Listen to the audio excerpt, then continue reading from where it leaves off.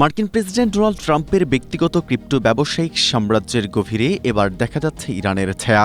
রয়টার্সের এক চাঞ্চল্যকর অনুসন্ধানী প্রতিবেদনে উঠে এসেছে যে ইরানের বৃহত্তম ক্রিপ্টো এক্সচেঞ্জ নবিটেক্স, ট্রন এবং বিএনবি চেইন নেটওয়ার্কের মাধ্যমে গত এক বছরে অন্তত $230 কোটি লেনদেন সম্পন্ন হয়েছে।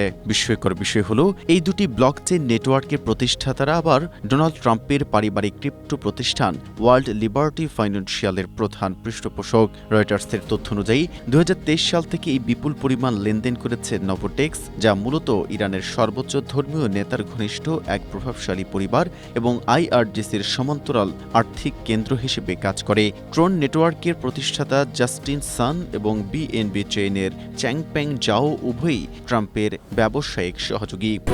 স্ট্রবেরি সুপার ডটেড ও ক্লাসিক ভ্যারিয়েন্ট সেন্সেশন জাগুক শিহরণ। যদিও ট্রাম্প পরিবার দাবি করেছে যে নভোটেক্সের সাথে তাদের কোনো সরাসরি যোগসূত্র নেই, তবুও বিশ্লেষকরা একে একটি নাটকীয় পরিহাস হিসেবে দেখছেন।